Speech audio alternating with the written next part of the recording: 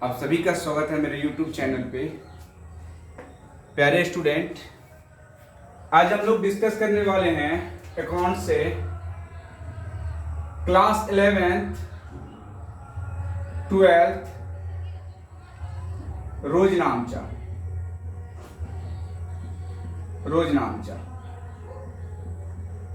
General. जी हाँ बच्चे, आज हम लोग रोजनामचा के पूरे पार्ट बाय पार्ट को जानने का कोशिश करेंगे और जानने का ये कोशिश करेंगे कि आज रोजनामचा बनाने के लिए कौन सा फॉर्मूला को हमको प्रयोग करना चाहिए। तो सबसे पहले आपको याद होना चाहिए, हमें अकाउंट के बारे में जानना पड़ेगा।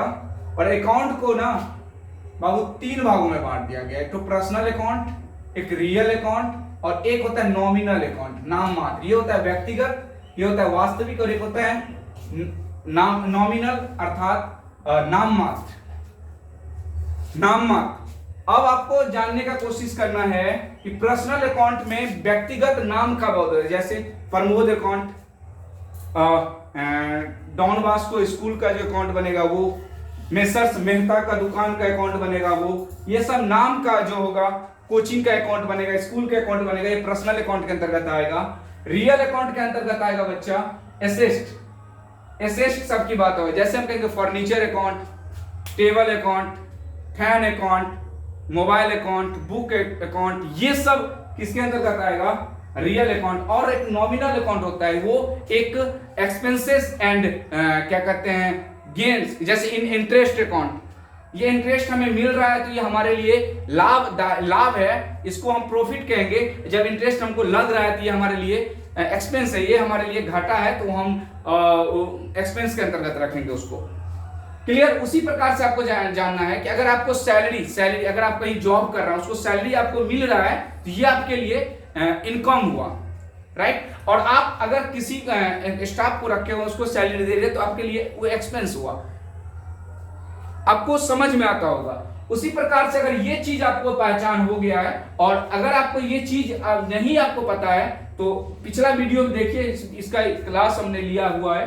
तो आज हम लोग डिस्कस करने वाले हैं इसी पे, और हम लोग जानने वाले हैं कि जनरल एंट्रीज का ना कॉलम जो होता है बाबू, इसमें 5 कॉलम होता है। अब 5 कॉलम हमको जानना पड़ेगा। सबसे पहले 5 कॉलम में हम लोग जानेंगे। सबसे पहला कॉलम होता है बाबू डेट, दूसरा कॉलम होता है बाबू पार्टिकुलर, विवरण कहेंगे।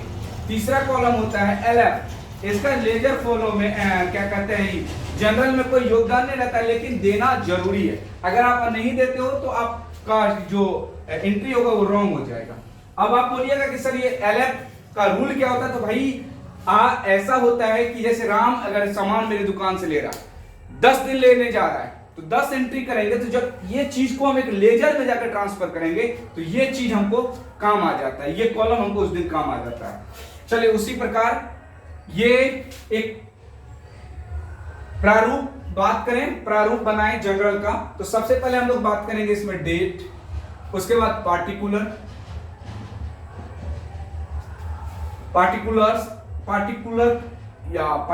कर दूं, विवरणस, या इसमें इसको कहेंगे एलएफ, इसे कहेंगे डेबिट अमाउंट, इसे कहेंगे क्रेडिट अमाउंट।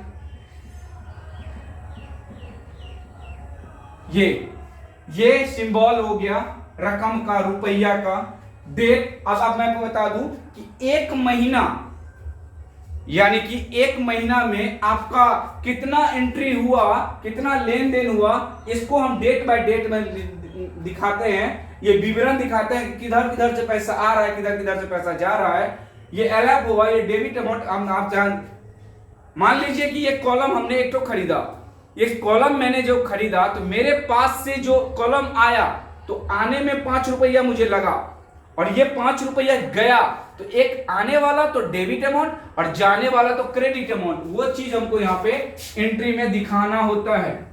तो चलिए उम्मीद करते हैं ये प्रारूप आपको समझ में आ गया होगा।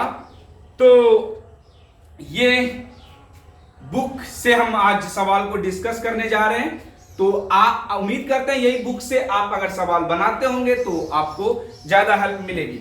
चलिए पहला नंबर क्वेश्चन कह रहा है कि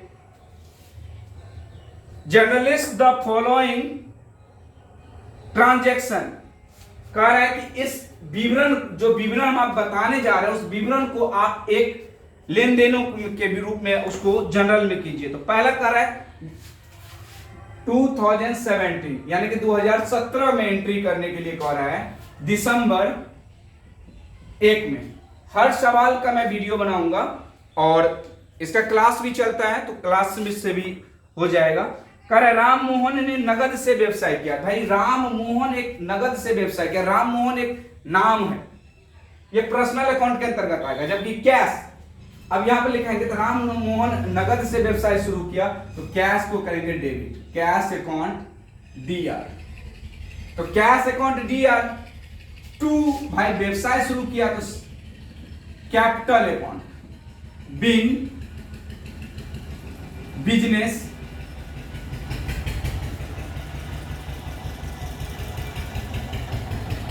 स्टार्टेड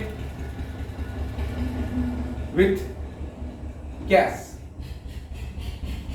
अब आपको इसमें एंट्री एक ऐसा भी आ जाएगा, अगला क्वेश्चन आप देखिएगा बुक में, इसमें कहा गया होगा कि राम मोहन जो व्यवसाय शुरू किया उस व्यवसाय में लगाया होगा कैश 20,000, फर्नीचर 50,000, लैंड भी लिया होगा 2 लाख, मतलब तरह तरह का उसने फंड लगाया तब जाके बिजनेस शुरू किया। तो भाई जो जो तरह लगाया होगा उसको डेबिट कर दो, टू कैपिटल कर दो, इसका एंट्री बना लेना।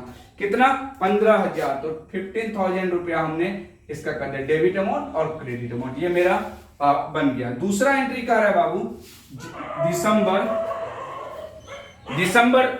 4 में, 4 दिसंबर को कह रहा है मोतीलाल से माल खरीदा। अब वो याद रखना है, अकाउंट की बात यहां पे करेंगे। मोतीलाल जो एक पर्सनल अकाउंट है, मोतीलाल से माल खरीदा, तो भाई माल खरीदा तो इसमें मोतीलाल से जो माल खरीदा ना, पैसा की बात तो कहीं से नहीं हो रहा।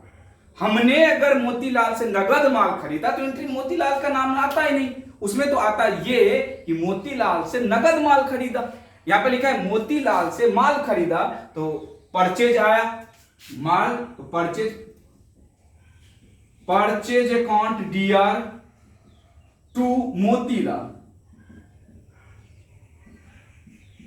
Account to Motilal account. तो अब लिख दे यहां पे एंट्री बिगिन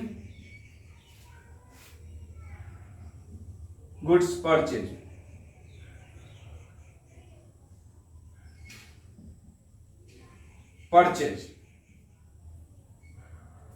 अब ये कितने का भाई? तो हमने 5,000 का मोतीलाल से माल खरीदा, 5,000, एक डेबिट एक क्रेडिट, ये बन गया मेरा एंट्री। अगला कह रहा है दिसंबर 8 में, कह रहा है मूलचंद को माल बेचा। भाई मूलचंद को माल बेचा, इसमें हमारे पास क्या आ रहा है? मेरे पास से तो पैसा जा रहा है, लेकिन मेरे पास आ क्या रहा है? तो मेरे पास आ रहा है कुछ भी नहीं, हमारे पास आ रहा है मूलचंद का नाम, पैसा की बात नहीं हो रही है। तो लिखेंगे Moolchand account DR to sales account,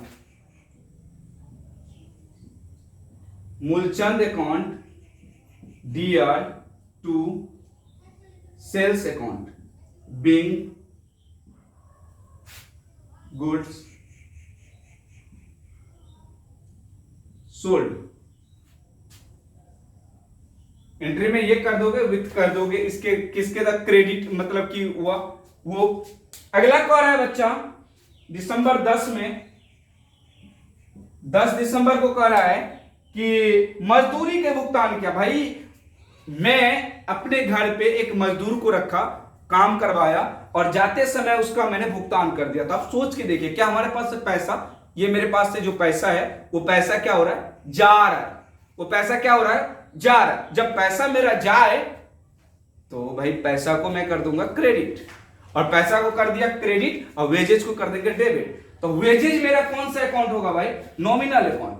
क्यों? क्योंकि एक्सपेंस जो भी है उसको डेबिट करते हैं, याद रखना। एक्सपेंस को डेबिट किया जाता है और मतलब कि लॉस को डेबिट किया जाता है, एक्सपेंस लॉस को डेबिट किया जाता है और इनकम को क्रेडिट किया जाता है। अब याद रखिएगा, इंटरेस्ट दिया, ब्याज दिया, तो ब्याज इंटरेस्ट को हम करेंगे डेबिट, और ब्याज मिला तो ब्याज को तब इंटरेस्ट को करेंगे हम क्रेडिट। क्यों? क्यों इंटरेस्ट हो जाएगा नॉमिनल अकाउंट। और नॉमिनल अकाउंट का क्या रूल है?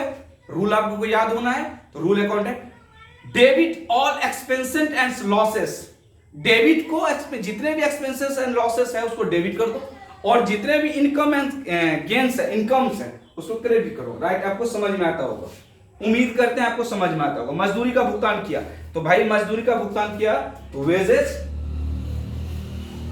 Account DR to cash account begin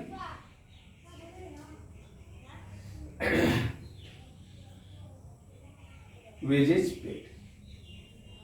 अब कितना भाई, कितना उसको पेड किया हमने? 200 रुपया। तो 200 रुपया हमने यहां 200 रुपया कर। उम्मीद करते हैं आपको ये वीडियो समझ में आता होगा। चलिए अगला और सवाल है, और अगला सवाल को फिर मैं यहां पे एंट्री कर लूं। शुरू वाले आप उसको नोट करते जाइएगा तो आपको आ जाएगा। अगला इसमें क्या कह रहा है? मेरे पास उतना बड़ा बोर्ड तो है नहीं कि मैं आगे भी कर दूं, तो मुझे तो ऐसे ही इसको मिटाना ही पड़ेगा। तो अगला क्या कह रहा है? अगला कह रहा है ऑफिस प्रयोग के लिए एक साइकिल खरीदा। भाई ऑफिस प्रयोग के लिए एक साइकिल खरीदे या खुद के लिए एक साइकिल खरीदे, साइकिल आ रहा है, आवे तो debit, debit the receiver and credit the giver. तो साइकिल आ रहा है तो साइकिल ये कितने तारीख को है भाई? दिसंबर 13। Cycle account by cycle account DR to cash account बिगिन साइकिल परचेज और ऑफिस यूज। कर लो भाई, साइकिल खरीदेंगे पैसा तो जाएगा मेरा, तो यहां पे साइकिल को कर दिए डेबिट। और ये कितने का साइकिल मैंने खरीदा? 750। अगला कह रहा है महेश को किराया दिया। भाई महेश को किराया दिया, महेश एक हो जाएगा पर्सनल अकाउंट दिसंबर। और जब ये किराया की बात हुआ तो देने वाला किराया, महेश को किराया दिया तो भाई कुछ भी दिया तो क्या हुआ? पैसा मेरा गया। तो किराया को दिसंबर क्या होगा इसका? 13 हो गया 15। Rent account DR to cash account बिगिन रेंट पेड। कितना भाई? 350। अब 350। अब यहां पे टोटल को कुल कर लेंगे हम, टोटल। अब टोटल में पहला अमाउंट है 15,000, उसके बाद 5,000, उसके बाद 200, उसके बाद 750, उसके बाद 350। दोनों को अगर कुल कीजिएगा दोनों साइड तो ये हो जाएगा आपको 22,800। ये 22,800 ये मेरा राइट आंसर हो गया। उम्मीद करते हैं यह वीडियो आपको समझ में आया होगा, और ऐसे ही वीडियो आपको और देखने को मिलेगा जब मेरे YouTube चैनल को आप सब्सक्राइब कर लीजिएगा। तब तक के लिए धन्यवाद। जय हिंद।